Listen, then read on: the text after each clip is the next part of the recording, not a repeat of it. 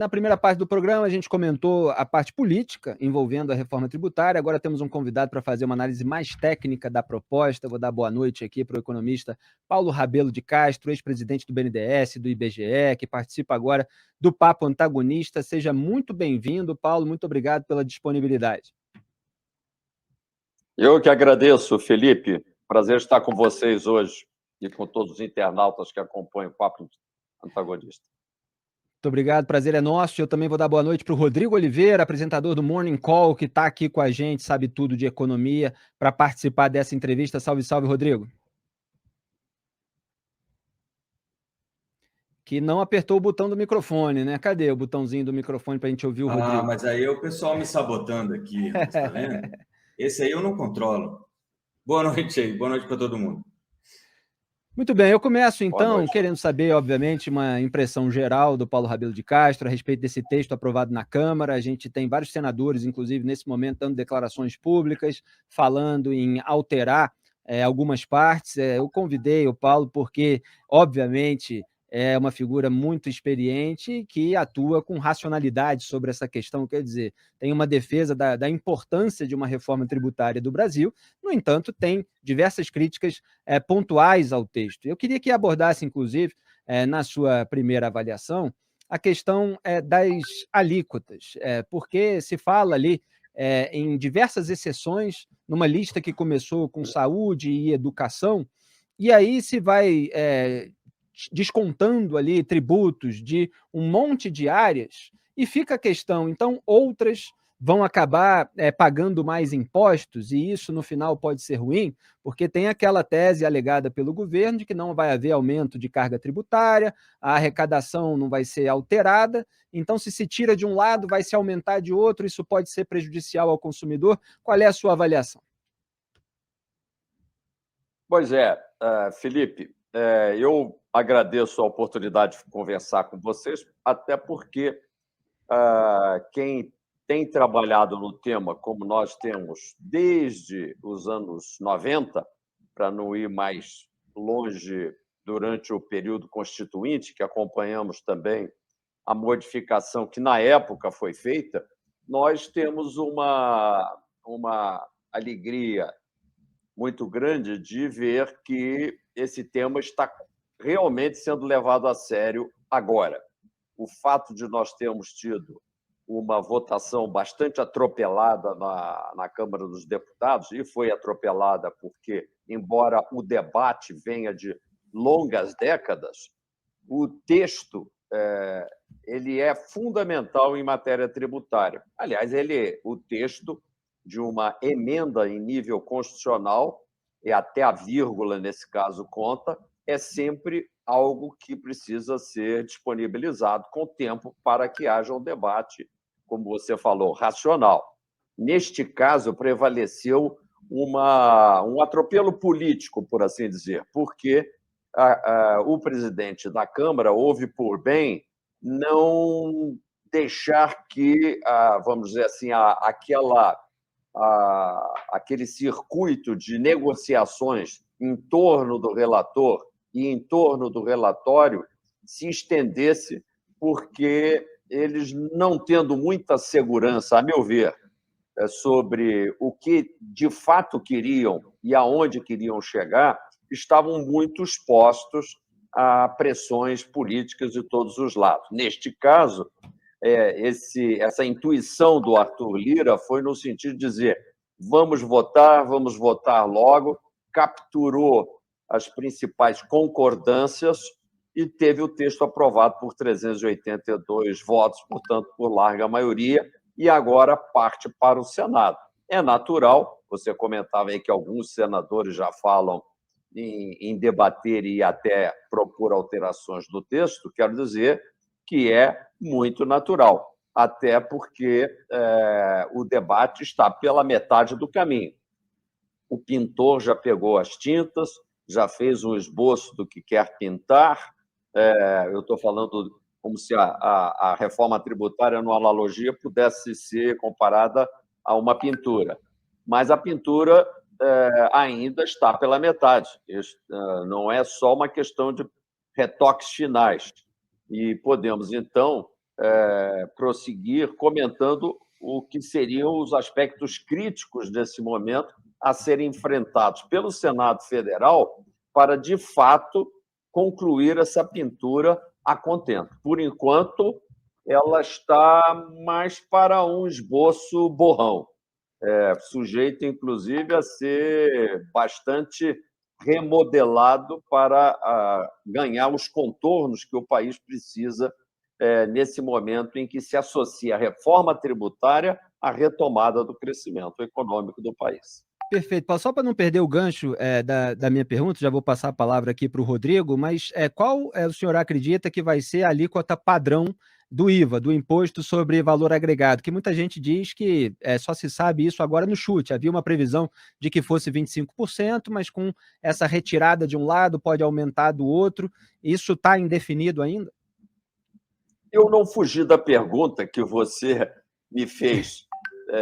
Eu apenas quis situar Claro. o nosso internauta sobre o que é que está em jogo e qual é o calendário dessa discussão para que ninguém fique comemorando o que ainda é incerto e que ainda é sujeito a alteração. O que se sabe é que essa alíquota nunca foi adequadamente calculada. Havia projeções por parte do grupo do Bernard Api, que falava, ele pessoalmente, em 25%. Mas ele falava em 25%, como eu, em debate com o próprio Bernard Api, um pouco antes dessa última rodada que vem do ano passado para cá, em 2019, por exemplo, há uns 4 anos atrás, o Bernard falava em 20%. Ele foi adaptando para cima essa alíquota e, portanto, isso me gerou a mim e gerou a quem quer que o ouvisse muita insegurança, porque algo que pode ser 20% não pode, assim, de uma hora para outra, virar 25%. O que importa é que alguns da própria equipe do Bernard, ou ligados ao IPEA, já falavam em 27%. E quando nós, no Atlântico, que é um instituto que você conhece, acompanha, o Instituto de Ação Cidadã, que tem feito propostas para a Previdência, para a reforma tributária, não agora, mas desde o meados dos anos 90, nós estamos inseridos nesse debate e quando agora, recentemente, recalculamos isso dentro da nossa equipe técnica, chegamos a uma alíquota mais parecida com 29%. Portanto, para mim, nunca foi surpresa, o que agora passa a ser uma surpresa para a imprensa, porque o próprio API disse que, com todas essas exceções, de 30% não passa. O professor Marcos Sintra já rodou um exercício, um mero exercício, também muito estimativo preliminar, mas chegou a 33%. Na realidade, isso vai depender do conjunto de exceções a uma alíquota média, que, se fosse única, ela estaria realisticamente numa faixa entre 25% e 29%. Podemos começar a falar em 27%. O que nós precisamos passar para quem nos está acompanhando aí é que 27% é uma alíquota que, se fosse única, ela igualaria em tamanho as maiores alíquotas praticadas no mundo. Ou seja, apenas a Hungria e mais um outro país europeu praticam essa alíquota muito forte de 27%. Agora, você imagina a cesta básica alimentar do país sendo cobrada em 27%. Uma dúzia de ovos é o preço sem imposto, mais 27%. 1 litro de leite, mais 27%. O quilo de açúcar ou de arroz, mais 27%. A matrícula, a mensalidade da escola do seu filho, na creche, no ensino fundamental, o valor, mais 27%. O seu plano de saúde, mais 27%. Eventualmente, a venda do seu carro usado, o valor, mais 27%. Impossível. Por quê? Onde é que está o erro? Nos 27%. o fato de nós termos uma carga tão pesada sobre a circulação de mercadorias e serviços, ou seja, sobre o consumo. Somos um país que tributa relativamente a renda e a propriedade, relativamente, porque também temos alíquotas elevadas, mas tributamos pesadamente, realmente temos uma alíquota que se aproxima. Quando nós fazemos uma aproximação por uma alíquota única, a alíquota maior do mundo. Nada para em pé, nenhuma reforma pode dar certo se nós não tivermos, vamos dizer, o equilíbrio de dizer, não, a cesta alimentar ela tem que ser tratada de uma forma seletiva, devido à sua absoluta essencialidade. Aí começaram a fazer aquilo que está se chamando de exceção, mas são as modificações e as alterações em torno de uma alíquota única que a grande maioria dos países faz. Todos os países praticam uma taxa que prevê essencialidade para alguns itens, a menos que você tenha um país que, por ter uma alíquota muito mais moderada, por exemplo, na faixa de 10%, que é mais ou menos a média, 12% é a média dos países que praticam alíquota única. Se fosse 12%, ainda seria tolerável, então, falar-se de uma alíquota única. Portanto, o API e os seus colaboradores sempre falaram em alíquota única, eu nunca acreditei, porque a nossa proposta se nós tivéssemos trabalhado desde o início com 5 alíquotas, nós teríamos obtido uma simplificação geral, uma calibragem em torno daquilo que cada segmento já paga, o que diminuiria os ruídos, e nós teríamos a possibilidade de acelerar essa reforma tributária que está datada para ser concluída só daqui a 10 anos. Nós deveríamos tratar desse aspecto também que saiu da votação da Câmara dos Deputados. Uma implementação de reforma extremamente morosa e que praticamente pode levar a essa reforma ser modificada depois de aprovada pelo Senado, porque ela não terá entrado em vigor, mas todo mundo vai estar olhando para ela e criticando seus eventuais falhos.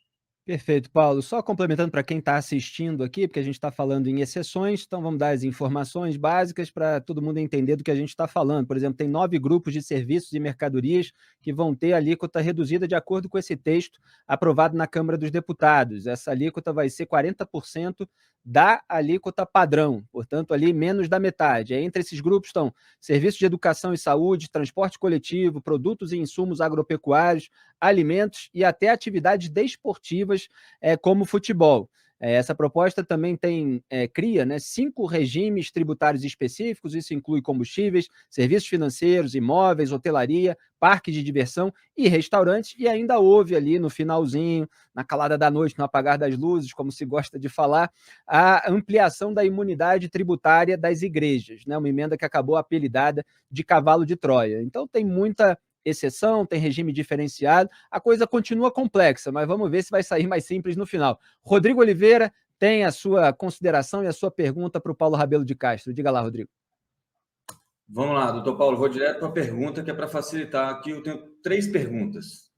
Primeiro, vou fazer uma parte aqui de advogado do diabo. Essa demora, essa lentidão para virar o sistema para o sistema de imposto de valor agregado, do sistema de imposto único, será que isso não poderia ser favorável, já que você vai conseguir calibrar melhor aí toda essa nova organização tributária, Porque, assim, o que a gente sentiu falta durante toda essa discussão foi justamente o que o senhor falou aí no começo. Não apareceram as contas, Não apareceu o impacto. E na época lá da Previdência, a gente ouvia o Paulo Guedes reclamar, olha, se mudar isso aqui, vai gastar mais não sei quantos bilhões. Se aumentar não sei o quê, fica tantos bilhões a menos. E dessa vez a gente não teve isso, Deixa eu só emendar as outras 2 perguntas, e aí eu paro de falar, porque se me deixar, eu falo mais que o senhor, vai ser coisa terrível. As duas coisas que eu acho que são muito graves nessa reforma tributária, os dois pontos são muito graves, são o imposto seletivo, porque ele é meio que uma abertura para você criar um imposto específico sobre coisas que você, de alguma forma, pretende para compor a arrecadação, pelo menos na minha visão desse governo, que é um governo que está muito atrás da arrecadação, né? Não vai ser utilizado como uma ferramenta de justiça tributária ou qualquer outra coisa, mas sim, a impressão que eu tenho é que vai ser um instrumento, uma válvula de escape se você precisar de mais arrecadação. O imposto seletivo, para quem não está sabendo, é um imposto que você pode, então, tributar diferentemente alguns setores que você considera que são nocivos à saúde ou ao meio ambiente, e você pode colocar qualquer coisa, né? Plástico, refrigerante, cigarro, bebida alcoólica, e aí vai da criatividade de cada um de achar aquilo nocivo ou não. E a terceira pergunta é sobre profissionais liberais, né? Tem uma massa grande de PJinhas, né, que a gente chama de pessoas que viraram PJ, jornalistas, advogados, médicos e outras classes, que agora vão ter aí a alíquota majorada, né? Eu acho que tem um texto de vocês, da consultoria do senhor, que diz até que é triplicada, né? Eu queria que o senhor entrasse um pouco nesse assunto, que isso acaba que talvez até tenha um impacto inflacionário, né? Exatamente. Eu diria para você, Rodrigo, que os 3 objetivos de uma reforma tributária, vamos falar do consumo, porque não estamos tratando de renda, essa já é uma limitação. Quando a gente fala de consumo, e estamos falando de 27 estados que tributam atualmente ICMS, 5.570 municípios que tributam via o ISS, que é o Imposto sobre Serviço, que é esse aí que se refere aos PJinhas, que são os prestadores de serviço nas mais diversas atividades e profissões, são hoje 27 legislações diferentes, 5.570 legislações de ISS distintas. Ou seja, é um perfeito pandemônio, é um manicômio tributário, como a gente costuma chamar. Então, a ideia realmente seria aglutinar essas categorias tributárias, nacionalizando a legislação, de forma que não impere a dúvida de quem trabalha, por exemplo, entre circulando produtos ou prestando serviço entre estados, entre municípios, não é? Então, seria importante, nesta simplificação, que é o primeiro conceito, simplicidade, obter a nacionalização dessas legislações, e isso corresponde a uma outra PEC que não foi considerada, não foi levada em conta, como deveria, a meu ver, que é a tal PEC 46. Mas, além da simplicidade que não foi obtida, nós não temos a necessária velocidade de implementação. E tem a ver com aquela transição demorada que você, bancando o advogado do diabo, diz, bom, essa transição não é demorada porque, pela incerteza dessa alíquota padrão que vai balizar as demais alíquotas, a gente não precisaria de tempo para fazer essa calibragem? Já respondo. E terceiro conceito é o conceito de neutralidade. Ninguém deu mandato ao Congresso Nacional, creio eu, ninguém, quando eu digo a sociedade, ela creio que não esteja preparada para rediscutir quem deveria pagar mais para que alguns sejam menos tributados. Quando eu digo alguns setores, como a indústria, que se prevê que deva ser menos onerada, e essa seria uma ideia boa se a gente pudesse reformular o sistema tributário, sem onerar ao lado dos serviços, sem onerar a cesta básica, sem onerar a agropecuária e assim por diante. Então, se a gente tiver simplicidade, velocidade e neutralidade, a gente estaria no rumo de uma reforma tributária que já é mais do que um esboço. Ela já estaria pronta para ser finalizada. O que nós vemos é que nós, com esse texto, não atingimos ainda a necessária simplicidade. Por quê?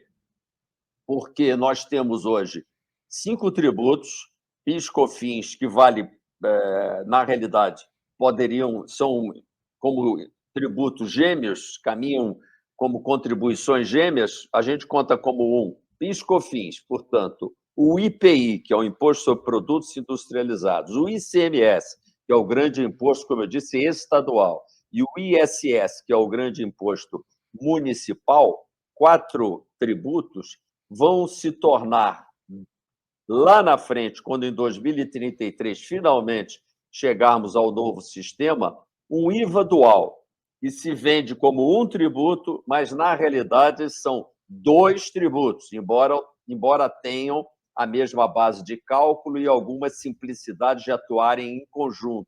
Então, você nota que um é o IBS, uma parte desse IVA dual, que é o Imposto sobre Bens e Serviços, está aí substituindo basicamente o ICMS junto com o ISS, e a CBS, que está substituindo a PIS/COFINS.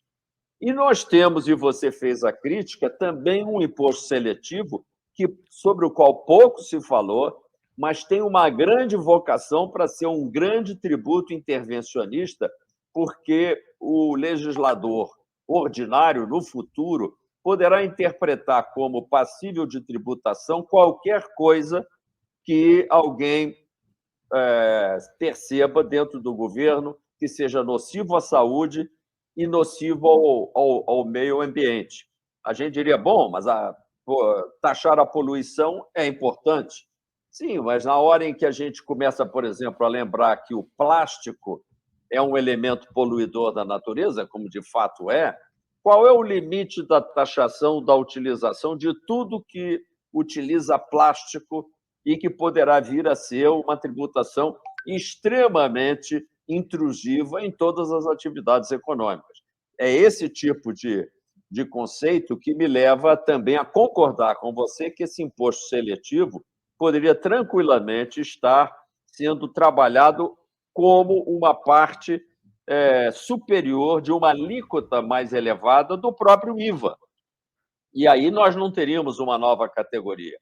E, além do mais, não quero entrar nesse detalhe, mas se deu a abertura no artigo 20 do texto que foi aprovado para uma CIO, aliás, uma COI, que seria um COI, uma contribuição sobre obras de infraestrutura, algo que alguns estados praticam como um fundo estadual de infraestrutura e que poderia se transformar, se corroborada esse artigo 20 pelo Senado, numa nova contribuição. Então, quando você soma CBS, IBS, Imposto Seletivo e essa COI, essa enigmática COI, nós temos 4 tributos. Ora, nós tínhamos, na realidade, 4 tributos antes. Então, qual a simplificação? Nesse sentido, praticamente nenhuma. Nós temos exceções, nós temos alíquotas diferenciadas, portanto, eu antevejo a perda da simplicidade, que seria um aspecto fundamental dessa legislação. Além do mais, não temos velocidade, porque a implementação praticamente, a gente tem que tomar aí muito remédio para não ficar mal e manter a saúde para poder ver essa reforma tributária finalmente implementada. E há um aspecto sobre o qual não falamos, eu menciono agora, gravíssimo, que é também esse Conselho Federativo, que, a meu ver, é um chute na canela da Federação Brasileira. Mas concluo dizendo que a APJ, que é aquela pessoa jurídica que é utilizada por prestadores individuais, em geral via MEI, e que paga um ISS mais a PIS/COFINS, de modo cumulativo. Se o ISS que é pago por essa PJ, por esse prestador de serviço, é um ISS cheio, da ordem de 5%, você acrescenta na sua nota de prestação de serviço 5% de ISS, 5%, mais 3,65% referente ao PIS/COFINS. Então, você paga 8,65%. Não é uma alíquota barata para um prestador de serviço, ela já é uma alíquota significativa. Ora, se você pegar 8,65 e multiplicar por 3, a gente chega a um número parecido com 27%. Né? É só pegar, arredondar 9, 3 vezes 9, 27, seriam 27%. Ou seja, a proposta hoje, que está aprovada na Câmara, multiplica por 3, a alíquota cheia hoje paga os seus colegas jornalistas quando tiram nota via SAPJ, por nós economistas, por advogados, por prestadores de serviços de consulta médica e assim por diante. Todo mundo hoje terá essa alíquota triplicada. Eu vejo isso como um impacto de pressão sobre custos desse serviço muito ruim. E isso precisaria ter um outro tipo de tratamento, eis o motivo pelo qual essa pintura de reforma tributária ainda não passa realmente de um esboço e tem que ser muito aperfeiçoado. Paulo, Carlos Graeb está aqui no estúdio, tem uma pergunta para o senhor. Diga, Carlos. Como vai, Paulo? Boa noite, né? Boa noite, Carlos. Tudo bem. Eu queria lhe perguntar sobre guerra tributária. Enfim, a gente sabe que guerra tributária é uma coisa que acaba distorcendo as decisões de investimento, cria diversos problemas para o país. Vai acabar a guerra tributária com essa reforma ou não? É uma ótima pergunta. O país, Carlos, ele é instituído politicamente como uma federação. São 27 estados e, diferentemente do que acontece em vários países, onde essa força federativa é menor, nós, em parte porque temos um território de dimensão continental, e eu concordo que esse é um bom arranjo, não é um arranjo ruim, demos muita força também a uma terceira esfera administrativa que ganhou também competência tributária, que é o município. O município, e somos 5.570 municípios, contando com o Distrito Federal, ou seja, é uma constelação de administrações locais que até hoje se valem do IPTU, que é o Imposto sobre Propriedade Urbana, e do ISS, que é o Imposto sobre Serviços, como os dois grandes tributos que o município recebe. E o ICMS, que é o referente aos estados, é o que hoje, através da parte que é recolhida pelo estado de origem da produção, e nessa origem ficam 7% ou 12% da alíquota 18% do ICMS, é com esses tributos que estados e municípios, de alguma forma, competem para ter nos seus territórios as produções industriais ou as prestações de serviços que são importantes para a geração de empregos.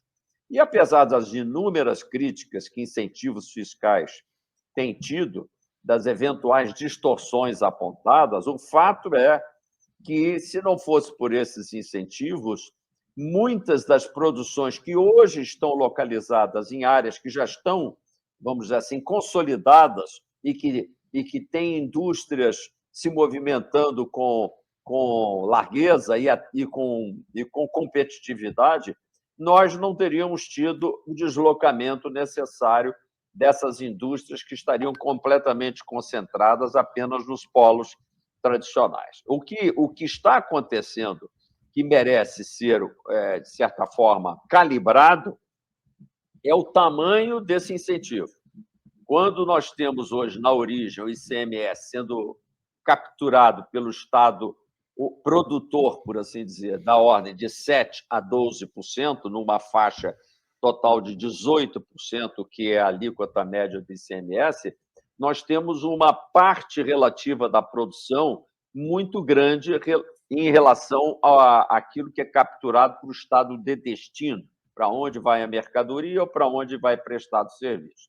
Essa turma que fez a proposta de reforma tributária leu nos livros-textos, e os livros-textos estão corretos em tese, e o IVA é um imposto destinado a ser para o destino. Então, de uma penada, estão trazendo essas alíquotas de tributos que são hoje capturadas pelos estados, pelos municípios de origem da produção, para serem 100% tributadas no destino. Eu antevejo muita complicação nessa passagem de uma hora para outra, da origem para o destino. Muito mais interessante seria se a gente tivesse calibrado, eventualmente, em 4 pontos percentuais, em 4%, a retenção pelo estado de origem, porque isso daria suporte para esse estado, ou, eventualmente, até o município, vamos dizer, dispor dessa quantidade de recursos, fazer com que fosse desnecessária essa COI que está se inventando no artigo 20, que é a contribuição para obras de infraestrutura, que, de certa forma, é o quantitativo que o Estado sente que precisa para realizar suas obras de infraestrutura. Dou um exemplo do nosso Estado lá no Mato Grosso, que teria e vai ter uma pancada muito grande de redução de arrecadação se o COI dele, que se chama FETAB, for extinto. Então, nós temos hoje vamos dizer assim, uma proposta mal calibrada entre a extinção da suposta guerra fiscal e um mínimo de competição que os estados de desenvolvimento ainda menos avançado precisam ter para oferecer alguma vantagem de distância para cobrir a maior custo de transporte, e que esses 4% seriam bastante suficientes para acomodar essa desvantagem. De forma que eu quero dar para os nossos internautas a seguinte percepção: vocês não devem estar entendendo grande coisa, porque esse assunto é extremamente técnico, mas a grande verdade é que nós teríamos soluções bem mais pragmáticas, levando em conta que aqui o município tem que manter capacidade tributária, senão nós vamos ter 5.570 pedintes em Brasília. E isso aí, volto a bola para o Felipe, do ponto de vista político, Felipe, nós nem começamos ainda a perceber o grau de centralização administrativa, financeira e fiscal que o país vai entrar a partir de 2033. Nós vamos ter muito mais Brasília e muito menos Brasil. Eu acho que a maior parte da comunidade brasileira gostaria de que isso fosse o contrário. Nós tivéssemos um fortalecimento da Federação Brasileira. E, realmente, essa reforma, no atual desenho, ela vai para a centralização, e isso pode favorecer uma escorregada para o autoritarismo político, que hoje no Brasil já não é pouco, né? Exatamente. Aliás, foi esse ponto contra o qual o Tarcísio de Freitas, nos últimos dias, ali lutou, preocupado que estava com o Conselho Federativo, preocupado em que os estados perdessem autonomia. A gente tratou disso em detalhes aqui no programa. A gente já ultrapassou o tempo, Paulo, mas eu não resisto a uma última perguntinha, que é sobre o setor de serviços. Desde o começo houve um embate ali entre indústria e serviços. Chegou-se a falar que haveria um desconto de impostos para a indústria anualmente de 500 bilhões de reais, e quase isso a se onerar no setor de serviços, que estava insatisfeito e era um dos grupos descontentes que o próprio Tarcísio reuniu no momento em que estava confrontando determinados pontos dessa proposta. O relator chegou a alegar que, olha, embora um salão de cabeleireiro, por exemplo, venha a pagar mais imposto, ele vai acabar pagando menos em produtos como shampoo, etc. No fim, vai ficar mais ou menos equilibrado. Quer dizer, como é que o senhor avalia esse texto da perspectiva do setor de serviços? Eles vão continuar insatisfeitos? Eles foram compensados de alguma forma? O setor de serviços, ressalvado aqueles de educação, saúde e transportes, que foram mencionados por você, que estão sendo agora contemplados com uma alíquota que seria 40% da alíquota cheia, mas sempre lembrando, 40% de uma coisa muito grande ainda é muito grande. Então, o setor de serviços, mesmo que fosse contemplado com apenas 40% dessa alíquota cheia, se ela for 30%, 3 vezes 4, 12, a alíquota dos serviços, se eles todos fossem contemplados com a alíquota reduzida, que não estão sendo ainda enquadrados na reduzida, vão pagar 12% quando hoje pagam, no máximo, os tais 8,5%. E por quê, Felipe? Numa linha, embora a gente ache que a indústria precise ser desonerada, realmente é um fator de perda enorme de competitividade para o Brasil, isso exigiria que a gente ampliasse o escopo da reforma tributária para ela não ser do consumo.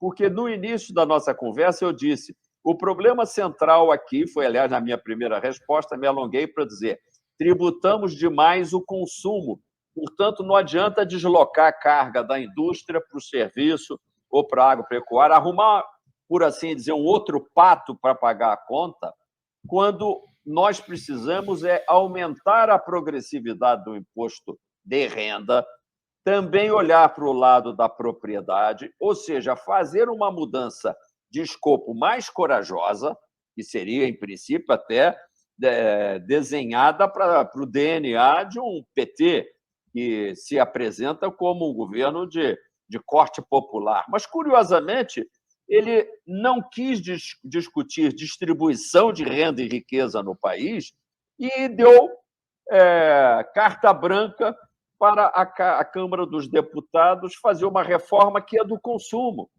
que é tipicamente uma atividade tributária que exige parcimônia. Nós precisamos de chegar a uma alíquota que não podia ser superior a 20% quando cheia. E na área de serviço, com isso eu concluo, nós temos que levar em conta que o serviço tem uma característica, como o próprio nome diz, muito personalista. Não é só a manicure, é também o médico. Em qualquer nível de saber, de preparação profissional, é uma relação muito personalizada, ou do professor, que também presta o serviço magistério. Então, na realidade, qual é a grande contribuição numa tarefa que é econômica, sim, que é comercial, porque você vende o serviço de manicure, de médico, de magistério, mas você vende com a sua energia e, portanto, diz respeito a uma prestação personalizada sua e dos seus colaboradores. Portanto, nós teríamos que olhar para quê? Para um outro tributo que ficou escondido nessa reforma, que já devia ter sido colocado para dentro da pintura, que é a contribuição previdenciária. A nossa é a maior do mundo também. E, portanto, na realidade, não é correto dizer que o prestador de serviço paga só 8,65%. Ele paga 8,65% como prestador no ato da prestação, mas ele traz junto também já os ônus que dizem respeito ao seu próprio serviço, quando ele paga o tributo previdenciário e quando ele paga o tributo previdenciário na folha de pagamentos dos seus colaboradores. Isto não foi atacado pela reforma tributária e essa é a razão pela qual querem onerar, passar de 8% para 24%, 27%, 30%. Não vai dar certo, isso não vai acontecer. Na hora que essas pessoas que prestam serviço, que são milhões e milhões no Brasil, tiverem condição de começar a perceber, coisa que não viram isso ainda, que vão pagar extremamente mais, eu acho que vamos ter uma revolução no país. Grebe, queria fazer uma última pergunta rapidinho para terminar, vamos lá. Rapidinho, a gente ficou com a impressão de que tinha sido um feito histórico a reforma da Previdência que passou na semana passada, mas depois de conversar com o senhor, eu fico com a impressão de que foi uma reforma ruim. Afinal, a gente teve um avanço histórico ou não? Nós, na realidade, Graeb, nós tivemos um feito histórico de encarar pela primeira vez a votação de uma reforma tributária que antes não chegava nem a plenário para ser votada. Nesse sentido, eu não quero desencantar nem a você, nem a todos que ficaram comemorando o fato de que a gente conseguiu chegar a um texto para ser agora examinado no Senado, e essa é toda a razão da minha crítica. A minha crítica, embora o programa seja curto, ela foi pontuada por uma série de lampejos dizendo: aqui tem solução, lá tem solução. A questão da federação também tem solução. Eu não falei sobre um operador nacional de distribuição de arrecadação, que seria uma câmara de compensação, que substituiria completamente a necessidade desse Conselho Federativo. Por quê? Porque o programa de vocês não é para fazer uma nova proposta de reforma tributária, mas o Senado, eventualmente, vai encarar isso, o Atlântico vai se encarregar de conversar com os senadores, o esboço da pintura não passa de esboço, não está concluído, e a gente, se a gente é uma comunidade inteligente, a gente não pode simplesmente comemorar isso. Olha, concluímos uma votação, isso é uma coisa maravilhosa e eu estou muito feliz. Nós temos que ter a necessidade de encarar a realidade tal como ela se apresenta. Ainda bem que tem um papo antagonista que permite que a gente consiga rever ainda a tempo coisas que estão borradas nesse quadro e a gente vai ter coragem de aperfeiçoar. Demos um passo à frente. Conseguimos votar alguma coisa, mas se você quiser que eu dê uma nota assim generosa como professor, eu diria 5. Sabia. Para não chorar. Muito bem, essa conversa com Paulo Rabelo de Castro mostra... revisão de prova.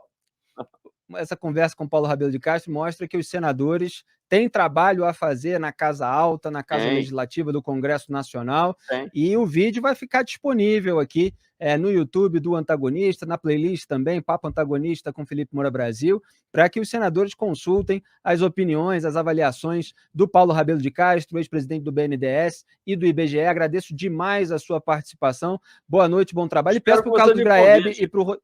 Diga, Paulo. Não, eu acho que vai dar tempo. Em agosto retoma-se essa discussão e acho que vai ficar. Eu acho que o presidente do Senado não vai atropelar que nem o Lira.